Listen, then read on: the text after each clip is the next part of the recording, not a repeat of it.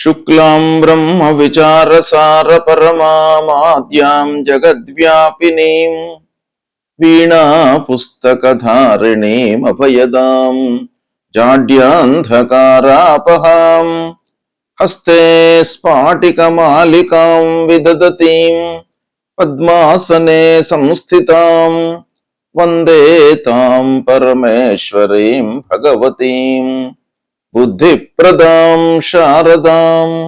శ్రీ మహాగణాధిపతయే నమః. శ్రీ మహాసరస్వత్యై నమః. శ్రీ గురుభ్యో నమః. ప్రేక్షకులకందరికీ నూతన సంవత్సరము శ్రీ పరాభవనామ సంవత్సర ఉగాది శుభాకాంక్షలు తెలియజేస్తూ, ఈ సంవత్సరము మీ రాసులలో జన్మించినటువంటి వారికి, అంటే 12 రాసులలో జన్మించినటువంటి వారికి ఎలాంటి ఫలితాలు ఉండబోతున్నాయి అనేటువంటి విషయాన్ని మనం తెలుసుకుందాం. ఈ సంవత్సరము అంటే ఈ పరాభవనామ సంవత్సరంలో ముఖ్యమైనటువంటి గ్రహాల యొక్క స్థితి ఎలా ఉంది? ముఖ్యమైనటువంటి గ్రహాలు అనంటే మనం ప్రధానంగా గురు, శని, రాహువు, కేతువు, ఈ 4 గ్రహాలు సంవత్సర ఫలితం పైన ప్రభావాన్ని చూయించేటువంటి గ్రహాలు.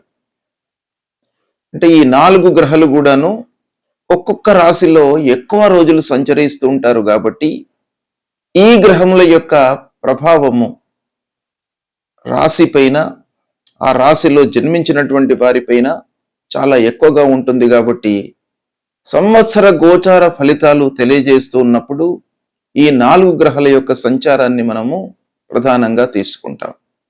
అయితే ఈ సంవత్సరము గురువు 5 డిసెంబర్ 2025 నుండి 1 జూన్ 2026 వరకు మిథున రాశిలో సంచరిస్తున్నాడు. తదనంతరం అంటే 2 జూన్ 2026 నుండి 31/10/2026 వరకు కర్కాటక రాశిలో సంచరిస్తున్నాడు. తదనంతరం అంటే 31/10/2026 నుండి 24/1/2027 వరకు సింహరాశిలో సంచరిస్తున్నాడు. అతిచార వశాత్తు సింహరాశిలోకి వచ్చి ఈ సమయంలో సింహరాశిలో సంచారం జరుగుతోంది. తదనంతరం అంటే 24 జనవరి 2027 నుండి 26/6/2027 వరకు మళ్ళీ కర్కాటక రాశిలోకి వక్రరీత్యా వస్తున్నాడు.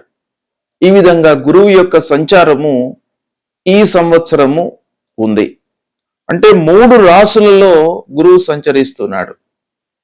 మిథునం, కర్కాటకము, సింహము రాశిత్రయ సంచారం చేస్తున్నాడు. రాశిత్రయ సంచారం మూలకంగా కొన్ని ఇబ్బందులు ఉంటాయి.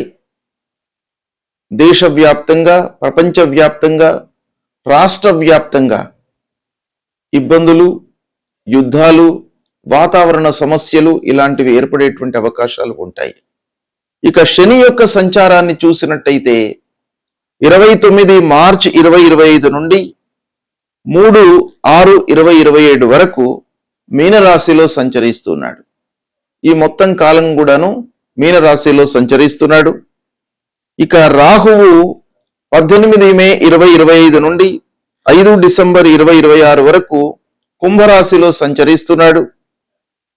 కేతువు 18/5/2025 నుండి 5 డిసెంబర్ 2026 వరకు సింహరాశిలో సంచరిస్తున్నాడు.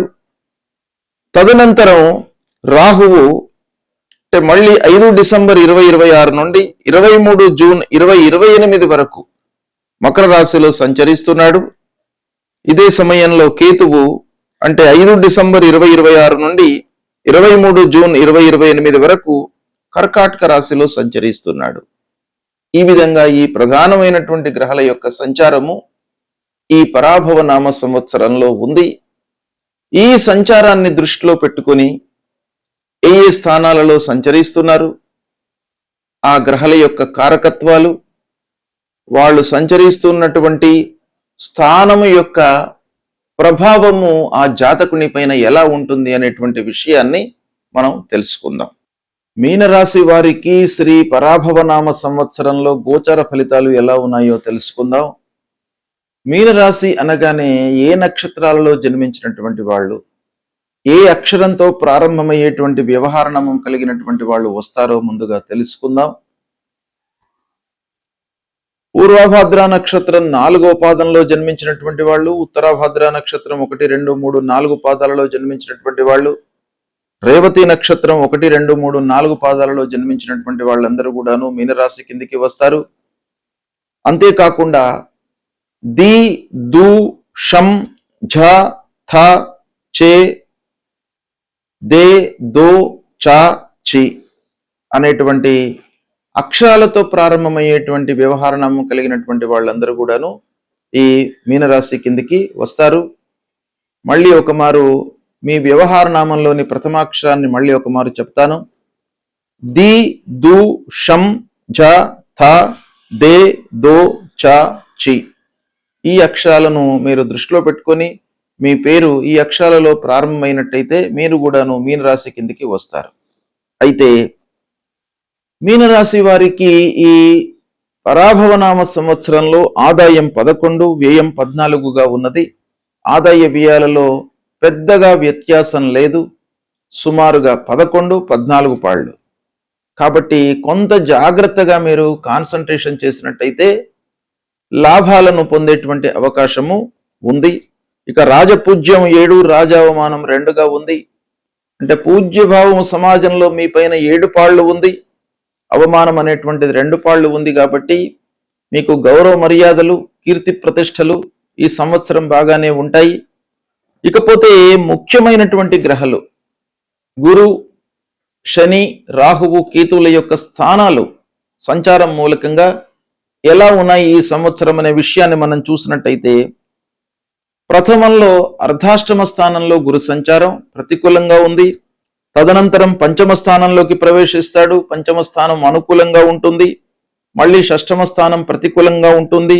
మళ్ళీ తిరిగి వక్రరీత్యా పంచమ స్థానంలోకి వస్తాడు, అనుకూలంగా ఉంది. ఈ విధంగా గురు సంచారము ఉంది.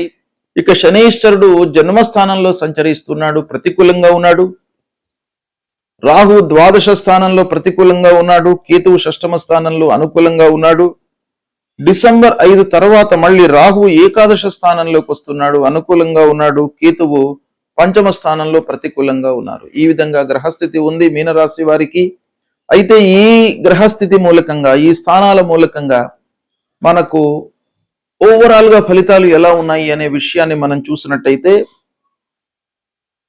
కొన్ని మార్పులు జరిగేటువంటి సంవత్సరం ఈ సంవత్సరము. మీనరాశి వారికి ముఖ్యంగా జీవన శైలి లోపల, జీవన విధానంలో, మీరు చేసేటువంటి పనుల లోపల చాలా మార్పులు చేర్పులు కలిగేటువంటి అవకాశాలు బాగా ఉన్నాయి.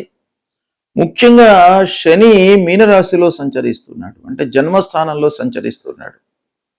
తద్వారా ఏంటంటే మీకు బాధ్యతలు పెరుగుతాయి. కొన్ని మార్లు మానసిక ఒత్తిడికి గురి అవుతారు. చిన్నపాటి అనారోగ్య సమస్యలు ఎదురయ్యేటువంటి అవకాశాలు ఉన్నాయి. అయితే జీవితంలో, అంటే ఈ సంవత్సరం ప్రతి విషయాన్ని కూడాను మీరు కొంత సీరియస్గా తీసుకోవాలి. ఏదో నిర్లక్ష్య భావంతో ఉండకుండా జాగ్రత్తగా ఆచితూచి వ్యవహారం అనేటువంటిది చాలా అవసరము అనే విషయం మనకి ఇక్కడ తెలుస్తుంది. క్రమశిక్షణ, సహనము, ఓర్పు ఇవన్నీ కూడాను మీకు ఈ సంవత్సరం అవసరము. ప్రతి విషయాన్ని కూడాను లోతైనటువంటి విశ్లేషణతో ఆలోచించి ప్రారంభించడం చాలా అవసరము. ఇక గురువు మిథున రాశిలో సంచరిస్తున్నటువంటి సమయంలో కొంత గృహ వ్యవహారాలలో ప్రాధాన్యత సంతరించుకుంటుంది. అంటే అర్ధాష్టమ స్థానం 4వ స్థానం గోచార రీత్యా ప్రతికూలమే అయినప్పటికీ శుభగ్రహము 4వ స్థానంలో ఉండడం మూలకంగా మీరు ఇంటిపైన చాలా ఫోకస్ చేసేటువంటి అవకాశాలు బాగా కనబడుతున్నాయి. ఇంటికి సంబంధించినటువంటి మార్పులు, రిపేర్లు ఇలాంటివి మీకు కలుగుతాయి. కుటుంబ బాధ్యతలు పెరుగుతాయి, తల్లిదండ్రుల యొక్క బాధ్యతలు కూడాను పెరుగుతాయి. ముఖ్యంగా తల్లి యొక్క ఆరోగ్య విషయమై మీరు జాగ్రత్తలు తీసుకోవాలి.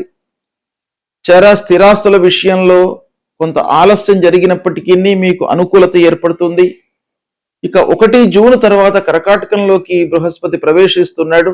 పంచమ స్థానం అవుతుంది. అందున గురువు ఉచ్చ స్థానంలోకి ప్రవేశిస్తున్నాడు కాబట్టి మీకు చాలా అనుకూలమైనటువంటి ఫలితాలు పెరిగే అవకాశం ఉంది.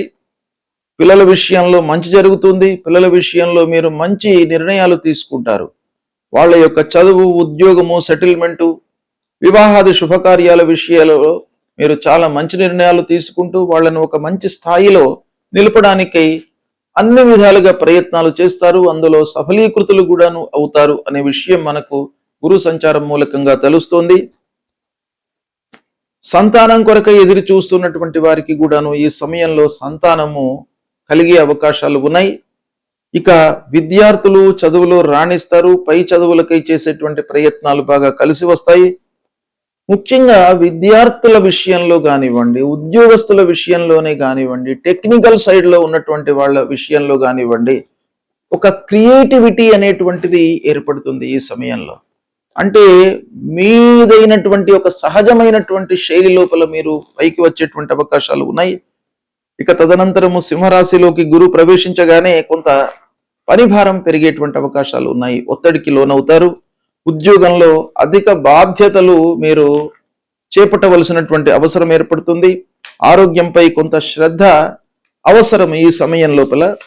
ఇక పని, ఆరోగ్యము ఈ రెండు కూడాను సమపాళ్లలో ఉంటాయి. మీకు పని భారం పెరుగుతుంది, తద్వారా మీరు ఆరోగ్యాన్ని నిర్లక్ష్యం చేస్తారు. కానీ పని భారం పెరిగినప్పటికీ ఆరోగ్యాన్ని కూడాను మీరు అదే విధంగా చూడడం చాలా అవసరం అనేటువంటి విషయం మనకి ఇక్కడ తెలుస్తుంది. రాహువు కుంభరాశిలో సంచరిస్తున్నాడు. అంటే ద్వాదశ స్థానంలో రాహు మూలకంగా కొంత మీకు అంతర్లీనంగా ఒక భయము అనేటువంటిది ఏర్పడేటువంటి అవకాశాలు ఉంటాయి. అంటే అనవసరమైనటువంటి ఖర్చులు ముందుకి రావడం మూలకంగా ముఖ్యమైనటువంటి పనులు వాయిదా పడుతుంటాయి. తద్వారా మీ లోపల ఒక నిగూఢంగా ఒక ఆలోచన సరళి అనేటువంటిది ఏర్పడుతుంది. ఒంటరిగా ఉండడానికై ఎక్కువ అవకాశాలు ఉంటాయి. అంటే స్నేహితులతో కానివ్వండి, దగ్గర వాళ్ళతో కానివ్వండి, కలిసి ఉండకుండా మీరు ఒంటరిగా ఆలోచనలు చేస్తూ ఏదో ఒక ఇబ్బందికి గురయ్యేటువంటి, మానసిక ఇబ్బందికి గురయ్యేటువంటి అవకాశాలు ఉన్నాయి. కాబట్టి అది రాకుండా మీరు కొంచెం జాగ్రత్తలు తీసుకోండి. ఇక రాహువు మకర రాశిలోకి ప్రవేశించగానే మీకు 11వ స్థానం అవుతుంది. అప్పుడు మళ్ళీ ఆదాయము మీకు పెరిగేటువంటి అవకాశాలు ఉన్నాయి. పూర్వము మీరు ఏవైతే అనుభవించారో అవన్నీ కూడాను దూరం అయిపోతాయి. భయాందోళన అన్నీ కూడాను దూరం అయిపోతాయి. మకర రాశిలోకి ప్రవేశించగానే మీకు మంచి ఫలితాలను ఇస్తాడు రాహువు. అనవసరమైనటువంటి వ్యయాలను, ఖర్చులను కూడాను నివారిస్తాడు. విదేశీ ప్రయాణాలు మీకు చేపట్టేటువంటి అవకాశాలు ఉన్నాయి. ఇక కేతువు సింహరాశిలో ఉండడం మూలకంగా కొంత ఆరోగ్యం విషయమై మీరు నిర్లక్ష్యం చేసే అవకాశాలు ఉన్నాయి. కాబట్టి దానికి ప్రథమ ప్రాధాన్యత ఇవ్వండి. ప్రయాణాల మూలకంగా శారీరక అలసట పెరిగేటువంటి అవకాశం ఉంది. కేతువు కర్కాటక రాశిలోకి ప్రవేశించడం మూలకంగా తొందరపాటు నిర్ణయాలు మీరు చేస్తారు. భావోద్వేగాలకు గురి అవుతారు. కొన్నిసార్లు దురుసుగా ప్రవర్తించేటువంటి అవకాశాలు కూడా ఉన్నాయి. వాటిని కొంత కట్టడి చేసుకోండి. ఇక కుటుంబ పరంగా ఆలోచించినట్టయితే మీకు చాలా అన్యోన్యత, ఆప్యాయత పెరిగేటువంటి అవకాశాలు ఉన్నాయి. ఉద్యోగస్తులకు మట్టుకు స్థిరమైనటువంటి కాలమే, ఇబ్బంది లేదు. వాళ్ళ ఉద్యోగం స్థిరంగా ఉంటుంది, సంతృప్తిగా కొనసాగుతుంది. ప్రమోషను ఆలస్యంగా అయినప్పటికీ ప్రమోషన్ మీకు పొందేటువంటి అవకాశం కనబడుతుంది. అయితే ప్రభుత్వ ఉద్యోగులకు మట్టుకు బాధ్యతలు పెరుగుతాయి ఆఫీసులో. వ్యాపారస్తులకు మిశ్రమైనటువంటి సమయము. సేవా రంగంలో ఉన్నటువంటి వాళ్లకు, కళారంగంలో ఉన్నటువంటి వాళ్లకు, సాహిత్య రంగంలో ఉన్నటువంటి వాళ్ళకి అందరికీ కూడాను గుర్తింపు లభిస్తుంది. ఆర్థిక పరంగా కొంత మీరు జాగ్రత్తలు తీసుకోవాలి. అయితే స్లో అండ్ స్టడీగా కొంత డెవలప్మెంట్ కనబడుతుంది. ఆరోగ్యపరంగా, ఆర్థిక పరంగా చూసినట్టయితే ఆదాయము ఉంటుంది, కానీ పొదుపుపై మీరు మనస్సు నిలపడం చాలా అవసరము. దీర్ఘకాలిక పెట్టుబడులపై మనస్సు నిలపండి. అప్పుల విషయంలో కొంత జాగ్రత్తగా ఉండండి. అప్పులు ఎప్పటికప్పుడు మీరు రిపే చేయడానికి సాయశక్తులా మీరు ప్రయత్నాలు చేయండి. తద్వారా ఏమవుతుంది, మీకు మానసికమైనటువంటి ఒత్తిడి లేకుండా, టెన్షన్ లేకుండా ఉంటుంది. కాబట్టి ఏదో రకంగా రిపే చేయడానికి మీరు ప్రయత్నాలు చేసుకోండి. భార్యతో అన్యోన్యంగా ఉంటారు. ఇకపోతే మాటల వలన కొన్నిసార్లు ఇబ్బందులను ఎదుర్కొనే అవకాశాలు ఉన్నాయి. అంటే అపార్థాలు. మీరు బాగానే మాట్లాడతారు, మీ మనసులో ఒక భావన ఉంటుంది, తద్వారా మీరు మాట్లాడతారు. కానీ ఎదుటి వాళ్ళు దాన్ని స్వీకరించడంలో, అర్థం చేసుకోవడంలో విభిన్నంగా ఉండడం మూలకంగా కొన్ని అపోహలు, అపార్థాలకు గురి అయ్యేటువంటి అవకాశం కనబడుతుంది. కాబట్టి కుటుంబ పెద్దల సహాయ సహకారాలను తీసుకోండి. ఇకపోతే విద్యార్థులకు కొంత మానసిక ఒత్తిడి కనబడుతుంది. దాన్ని మీరు తగ్గించుకోవడానికై కాన్సన్ట్రేషన్ చేయండి. కృషి చేసినట్టయితే మీకు విజయం లభిస్తుంది. విద్యార్థులకు పోటీ పరీక్షలలో ఆలస్యంగానైనప్పటికీ ఫలితం మీకు అనుకూలిస్తుంది. కళారంగంలో, సంగీత రంగంలో ఉన్నటువంటి వాళ్లకు గుర్తింపు లభిస్తుంది. ఓవరాల్గా మనం చూసినట్టయితే ఈ సంవత్సరము మిత్రుల యొక్క ఎంపిక అనేటువంటిది చాలా ఇంపార్టెంట్. అంటే ఎవరితో స్నేహం చేయాలి, ఎవరితో వ్యాపారం చేయాలి, ఎవరిని క్లోజ్గా మనము తీసుకోవాలి, ఎవరిని నమ్మాలి, ఎవరిని నమ్మకూడదు అనేటువంటి విషయాలపై మీరు చాలా ఫోకస్ పెట్టి నిర్ణయాలు తీసుకున్నట్టయితే మీరు చాలా సత్ఫలితాలను పొందుతారు. ఇకపోతే కోపానికి, భావోద్వేగాలకు కొంత మీరు పక్కన పెట్టేసేయండి ఈ విషయాలను. మిగతా విషయాలలో మీకు చాలా కలిసి వస్తుంది. జీవితం అర్థవంతంగా ఉంటుంది. ఈ సంవత్సరం మొత్తం కూడాను అనుభవాలే మీ సంపద అన్నట్టుగా ఉంటుంది. కాబట్టి జీవితంలో మీరు గతంలో పొందినటువంటి అనుభవాల మూలకంగా ఈ సంవత్సరంలో చాలా మంచి ఫలితాలను పొందేటువంటి అవకాశం ఒక పక్కన కనబడుతుంది. సంవత్సరం ప్రారంభంలో కొంత భారం అనిపించినప్పటికీ మధ్యలో అనుకూలత ఉంది. చివరిలోకి వచ్చేటప్పటికీ మీకు స్థిరమైనటువంటి ఆలోచనలతో ఒక స్థిరమైనటువంటి జీవితాన్ని గడుపుతారు. ఆత్మవిశ్వాసంతో ఉండండి. ఈ సంవత్సరం మీకు బాగా కలిసి వస్తుంది. గ్రహస్థితి బాగా లేనప్పుడు భగవంతుడి యొక్క అనుగ్రహం కొరకై మనము కొన్ని పరిహారాలను చేసుకోవాలి. అవి ఏంటంటే, ముఖ్యమైనటువంటి గ్రహాలు మనకు గురు, శని, రాహువు, కేతువు. గురువు ప్రతికూలంగా ఉన్నప్పుడు, అంటే 2, 5, 7, 9, 11 స్థానాలలో గురువు సంచరిస్తున్నప్పుడు అనుకూలమైనటువంటి ఫలితాలను ఇస్తాడు. ఇవి కాకుండా మిగతా స్థానాలలో సంచరిస్తున్నప్పుడు ప్రతికూలమైనటువంటి ఫలితాలు ఇస్తాడు. కాబట్టి ఈ ప్రతికూలతను నివారించడానికి ఆ గురువు యొక్క అనుగ్రహం మనకు కావాలి. కాబట్టి మనము ఆ గురువును ప్రీతి చేసుకోవడానికై ఏం చేయాలి అనేటువంటి విషయాన్ని మనం చూసినట్టయితే, ప్రథమంగా గురువుకు సంబంధించినటువంటి మూల మంత్రము మీరు ప్రతినిత్యం కూడాను జపించండి. దేవానాంచ ఋషీణాంచ గురుం కాంచన సన్నిభం వందనీయం త్రిలోకానాం తన్నమామి బృహస్పతిం అనేటువంటి ఈ మూల మంత్రాన్ని ప్రతినిత్యం కూడాను చదువుకోండి. గురువులను సందర్శించండి, సద్గురువుల దగ్గరికి వెళ్ళండి, వాళ్ళ యొక్క ఆశీస్సులను పొందండి, తల్లిదండ్రుల యొక్క అనుగ్రహాన్ని పొందండి, తల్లిదండ్రులకు కావలసినటువంటి సపర్యలను చేస్తూ ఉండండి. తద్వారా మీకు ప్రథమ గురువులు తల్లిదండ్రులు కాబట్టి వారి మూలకంగా మీకు అనుగ్రహం లభిస్తుంది.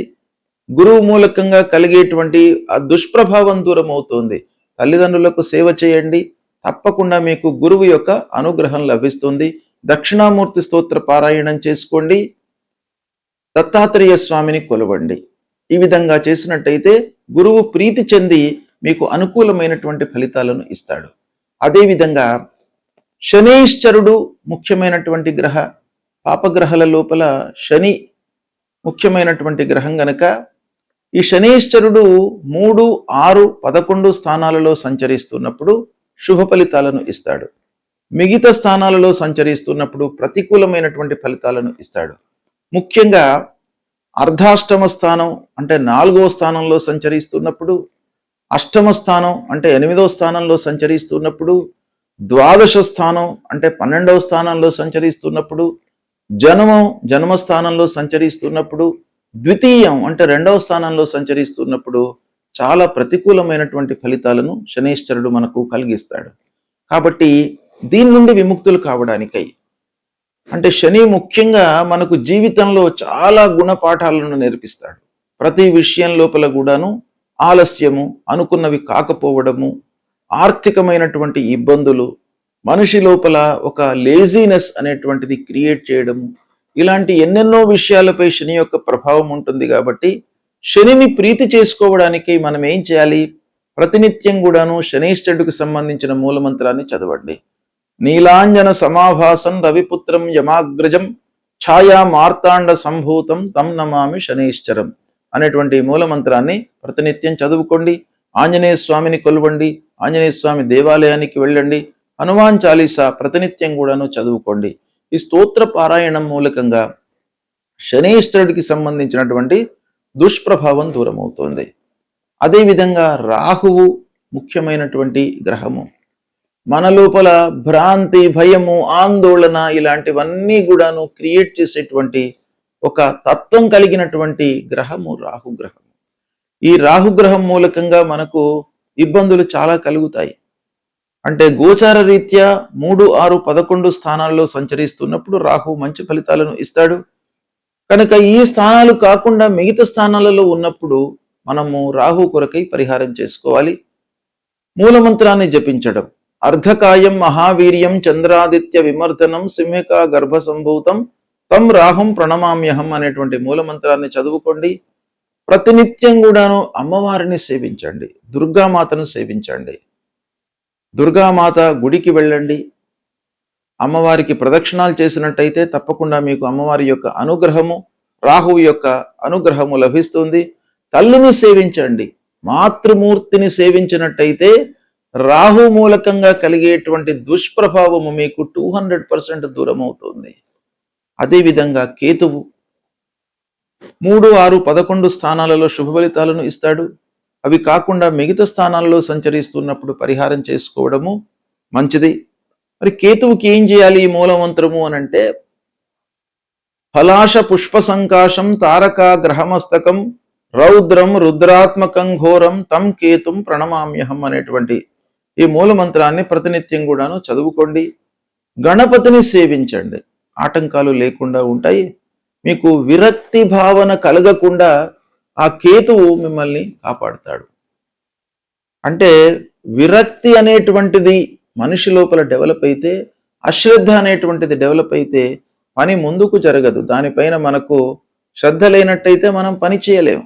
కనుక అలాంటి భావన రాకుండా ఉండడానికి మీరు విఘ్నేశ్వరుణ్ణి పూజించండి. ఈ మూల మంత్రాన్ని ప్రతినిత్యం కూడాను చదువుకోండి. ఈ 4 గ్రహాలు చాలా ముఖ్యమైనటువంటి కనుక ఈ 4 గ్రహాలు అనానుకూలంగా ఉన్నప్పుడు నేను చెప్పినటువంటి పరిహారాలను చేయండి.